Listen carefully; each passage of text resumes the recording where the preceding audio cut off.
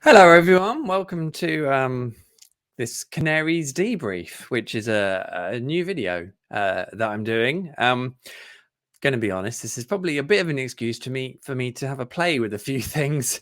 So let's go for it. What I did just want to say, hope you've been subscribing and you're still catching the On the Ball podcast. The last couple, through pure circumstance and coincidence, I've not been about for. But Steve and the boys have done a great job. So make sure you subscribe to the podcast audioly on your podcast player, and you'll be catching them because they've been recording those. And I'll put a link to that in the notes from this video, which is grand. Yeah, Canaries debrief, something I wanted to bring back in. I just wanted to talk about some observations and some tactics and draw on some pictures and play with this toy and see if it works. That's literally all this is. I obviously do a lot of writing and talking about football, but I'm well aware of my limitations in terms of knowledge. So rather than me sit here pontificating about stuff, I just want it to be sort of things I've noticed tactically and maybe then a discussion. I am absolutely up for you telling me what on earth are you talking about, that bit's complete rubbish, or oh, that's an interesting point, let's have a discussion. And you can talk about things in discussion in the comments or whichever and have a chat. That's absolutely fine. But I just wanted to, well, really, I think there's a bit of potential for what I'm about to do. So I just wanted to have that play and see how it goes. So that's what I'm going to do. So the first thing to very excitedly show you, I suppose, is this, which is a way of me showing you the setup that Norwich had at Watford. So maybe ignore the fact that Norwich are in yellow because they were in orange, sort of salmon pink, and ignore the fact that Watford are in blue because they were quite clearly in yellow. So if we can maybe get around that, that would be great. But this was kind of how Norwich set up, and you can see how going into the game as a 4-2-4 that they'd kind of taken on from the game against Everton. Obviously, in this situation, I've got Kenny in here because let's say Jakob Sørenson's already gone off. But that this is how it would have and how it did look, say against Watford's 4-3-3. And if we see here, Fran Hanley's in possession of the ball. This sort of situation did at least allow Brandon Williams a bit of freedom. But Norwich kind of needed to dominate. Norwich needed to almost bypass the midfield because essentially they were outnumbered in here, as you can see from here. But that was why it was so important that Norwich could then push on their two wide forwards essentially and turn it into a 4, because that with Sargent and Rashika, that was very important for them to get up in attack and help Norwich almost go long and bypass the midfield where essentially they were outnumbered. What was interesting as the game wore on and Watford had to start chasing the game, and essentially it was before it was before they went down to 10 men, so they were still chasing the game. Obviously, this is before Roy Hodgson took charge, of course, as well, which is worth bearing in mind now. What Watford did is they did kind of switch more out into a 4-2-4 themselves, which essentially did Norwich a great trick because it completely nullified the midfield. And the more that Watford started pressing to chase the game, the more they ended up with this situation where they could really cause damage at the other end, which is how the goal came about, which was from this situation. And again, I think a lot should have, although admittedly I think they were playing 4-3-3 Watford at this time. The really interesting thing about Josh Sargent's second goal in this header was how Teemu Pukki and Adam Mida, the two strikers, have managed to come across. Norwich didn't really need to commit Max Aarons forward. Meanwhile, Brandon Williams was up in the attack, and he was the one who played the ball to McLean, who then got the ball down the line to Rashica, who did really well to get in. But you could just see from the way that Josh Sargent timed his run was ideal, but the space he had was absolutely crucial. And sure, as the ball came in, Josh managed to get his jump and time it perfectly, so everything met at the same time, and it was wonderful. But that goal kind of owed a lot, I think, to Norwich's formation in terms of what they were able to do in terms of getting the numbers forward, and also allowing Pukki and Ida to be up in the attack, but not necessarily crucial to Norwich scoring a goal from it in terms of actually affecting the ball. And something else I wanted to bring in on that, if I may. This, let's see if this works. This was how Norwich were set up against Wolves on Saturday. And as you can see, it's more of a 4-3-3, admittedly against a. So let's say, oh no, let's not do that. That's exciting. Not that I'm still learning or anything. You can see Norwich's shape here, 4-3-3. Although of course you've got Paheta and Rashica both capable of tucking in as a 5, which they did on occasions. Although Norwich had really good control of the game, I thought, and they were obviously playing a 3-5-2 against Wolves, and Wolves' fullbacks were very important in that in terms of how they were able to get forward. Norwich's midfield 3 here did a pretty good job of having the ball and controlling it, and not really allowing Wolves to do anything other than get down the flanks and cross the ball into the box, which Norwich were pretty well covered for in terms of bodies in there. And they defended really well on the whole part. That's kind of why Wolves were sort of restricted to shots from the edge of the area, because Norwich were able to screen them, and these 3 were more important once they pushed on into these spaces. But this was sort of where they were being left to shoot. The one moment where it got unstuck for Norwich, which I can, if I just come out of there for a moment, the one moment where it got unstuck for Norwich was a really clear and obvious moment. In fact, it was this one, which actually all came. There we go. We can bring that up now. All came from this scenario here, where Wolves central midfield 3 broke through the lines. We've got Kenny there. That's Billy Gilmore, and that's Pierre Lees-Malou. Obviously, Paheta's trying to get back. You can see Milot Rashica down here. His head's down. He ain't making it. But this was probably the only time in the game where Wolves broke through Norwich's midfield. And at this point, they are essentially 2-4-6-7 v4, because they've just got the wrong side. And Dean Smith said that they kind of got drawn into one side. I mean, it does feel like all 3 in here have switched off at this point, and they've just been caught out completely. And you see, the problem with that was it led to this situation here, where Norwich are all of a sudden, again, to emphasize the point, Wolves have got 3 and 4 against 4, and then at this point Billy Gilmore has managed to get back, but he's not really got back in a particularly useful position, because if he's here, that's great. He might be able to cross this, cut this cross out that Semedo's about to put in, basically just a through here. It's Podence who ends up taking the shot and it hitting the post.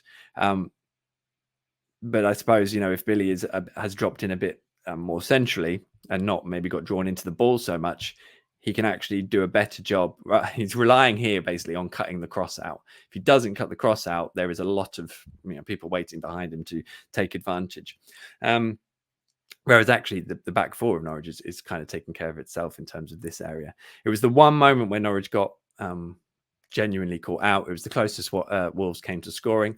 But fortunately, Norwich survived it. So there we go. That's fun. And I think that probably, what I would say, draws me a little bit back to the 4-3-3 formation, because in this scenario, I do just fear with these 3 that no one, there's maybe the odd time where no one will take responsibility. That might be different if we had, say, Jakob Sørensen or Matthias Norman, of course, in there, because they're probably a little bit more suited to that role.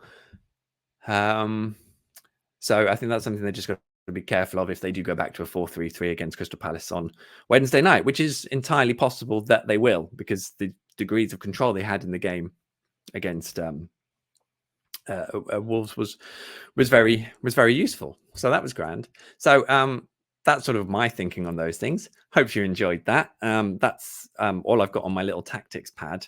But it is enjoyable being able to move the people around.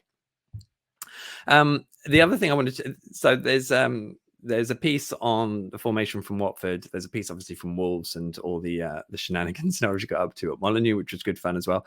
And the other piece that I did want to flag up is a piece on Angus Gunn, which I did after the I think that was after the Wolves game, after the Watford game, a few days after the Wolves game, because of course it was a big moment for Angus Gunn to get a clean sheet in that game, having been kind of criticised. And the one thing I kind of wanted to point out and make the point over was that actually you could kind of understand why it wasn't entirely Angus Gunn's fault. This is quite an interesting one. This is Arsenal's second goal from Boxing Day, scored by Kieran Tierney, just beating Max Aarons. It's a brilliant finish in off the post. And this was kind of one of the situations where you could kind of see why there was only so much Angus could do, because Norwich have got bodies back in this situation. There's Max there. They've got the back four. They've got Billy Gilmore there. I'm not even sure who those guys are, but they've got good numbers here. They should be fine. The thing is, no matter what Angus Gunn does in this situation, he's probably quite screwed. It's a brilliant goal, brilliant shot, obviously. But if Angus saves it, he's going to do very well to tip it out so it goes just past the post. That's what he would like to do, but that's quite difficult. Most likely, if he gets anything on it, it's coming out here. And for Norwich not to have anyone goal side or tighter to Bukayo Saka means that regardless of what Angus Gunn does in that situation, he has got an entire goal to aim at on his own. I just emphasize the space there. And that's kind of where the protection just wasn't there for Angus, really, while he was doing those things. Oh, some exciting pictures there. So probably that's a note for myself. I mean, other situations, of course, are ones like this one, where this was probably the most disappointing goal that Angus conceded, which was actually against Crystal Palace, of course, from this angle from Jeffrey Schlupp, which, a shot from that angle probably shouldn't be going in. Angus should be able to get something on that, even if he's then tipping that ball out and then someone else is putting it into an empty net. That's fair enough. But to be beaten by the shot from that angle was very disappointing for Angus, I think. And it's one of the areas he's got to improve on. But likewise, you look at what goalkeepers do and the plight that they're in sometimes. This was against Watford, clean sheet. Angus did really well. But in this situation, Josh King's cross has found Mr. Sissoko free, 12 yards out, with he has a lot of space here, and the shot goes where the dotted arrow goes, which is basically out somewhere else. It's an incredibly good chance and one that he couldn't take. And ultimately, sometimes your clean sheet does come down to the opposition not taking their chances, because you can't have a perfect night where no one is firing shots at you. But Angus at least did do the things he needed to well during that game. And obviously it was Michael McGovern who was in goal at Molineux on Saturday, which means we come back to Angus. And I thought it was interesting that kind of Dean Smith in his press conference today was trying to make the point that there is competition. I don't think he wants Angus thinking that, well, he's now number 2, but he's got to go because Tim's out.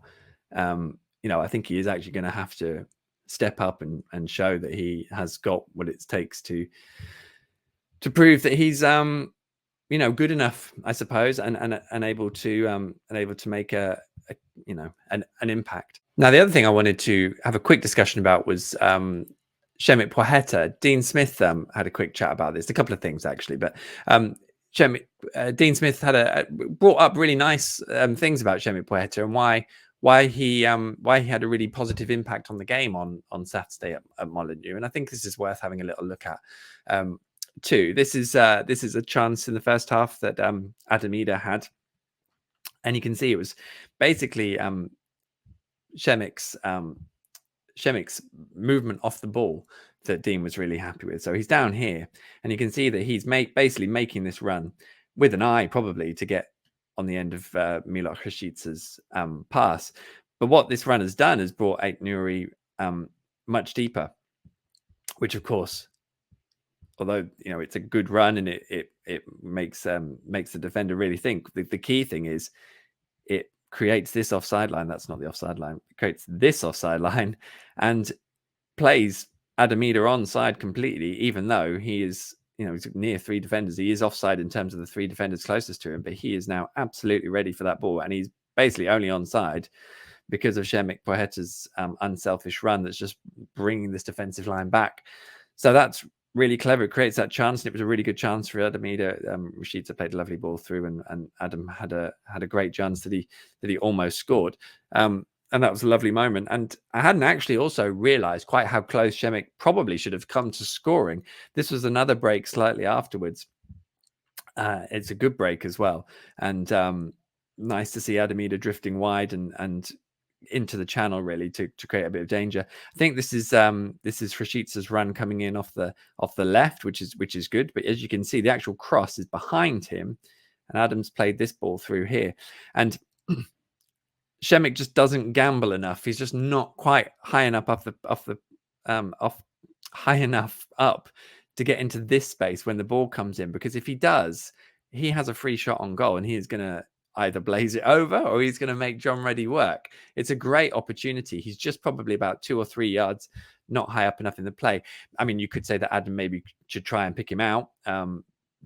But also, there's quite a fine margin, really, of this gap between the two defenders here for Adam to play the ball into. It's difficult because you probably do want to hold your run. It's just maybe a shame that Shemek wasn't quite those couple of yards further up, because I think he would have had as good a chance as anyone had all afternoon to score. But great in this. I like these situations because Norwich have at least got 3 players in the box and and the ball. So they are the sort of opportunities where they are going to get quite close to scoring. The only other point was something else I noticed while I was looking back, and it's this one here, which I think was kind of symptomatic a bit of Norwich's pressing at times, and why they are still trying to make it work, especially in a 4-3-3, which I think Norwich have only really had sort of a modest success with, although it was a good result on Saturday. In this situation, you can see Kenny McLean's here, and he's got his arms up in his air, and that's in the air, which does do a lot. It's mainly because he has come in here to press. I think that is Kilman, and he's tried to go quite tight there. And Adams kind of come around this way to press as well. Just kind of got the impression that Kenny was like feeling that he had this situation covered off and this pass, and that Adam almost needed to hold his run back into here, so that if the ball is then coming across, Adam would be positioned here to then cut that off. Instead, Kilman is quite clever, and he manages to play the ball through to Neves, who is now absolutely free, and also has taken both those players out of the press completely. And I think from Kenny's reaction, the reaction is, and he then points to Adam to say, over here. I think he just wanted Kenny just to sit a bit deeper so that this ball got funneled across the back, which is obviously something that they've been working on. As it happened, it didn't work out, and that's something that Norwich will have to work on. But it's interesting that in this situation it is Kenny and Adam pushing on, whilst Milot, who I think is just down in the very left of the image here, picking up someone. You can't see that, can you? That's where Milot is. He's the only other Norwich player on the image. So, as a 3 at that point, they were very much in a 4-5-1, which is sometimes the case. So there we go. So there was just some observations of stuff as I went through the game, and on a couple of pieces. As I said, there's the Adamida Angus Gunn piece as well on the Athletic. There's a piece from the game at Molineux on Saturday.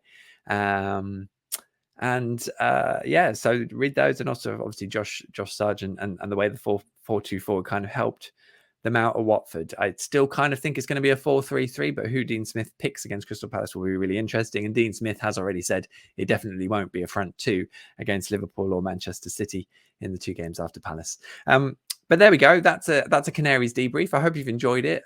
Feedback always welcome. Tell me if I'm talking rubbish or not, or anything you'd like me to look at, because I can probably do that, especially as if I'm writing a piece and I get some stills together. And now I've got a tactics board and some annotations on drawings I can scribble around. I could be here for days, which probably wouldn't be good because I've got lots of other work to get on with. But hope you found it useful and interesting, and a bit of a breakdown. Go easy on me, because as I said, I'm not an expert, but it's just good to sort of note some things I've observed, and then you can put me right or help me out. In the meantime, have great fun with yourselves over the course of the rest of today. I'll be at Carrow Road, of course, for the visit of Crystal Palace on Wednesday, another On the Ball podcast next week. So lots of exciting things, and we will actually broadcast that on here. So I hope you enjoy that. In the meantime, take care of yourselves, and I'll see you very soon. And I guess I should probably sign off, shouldn't I, with one of these? See you later.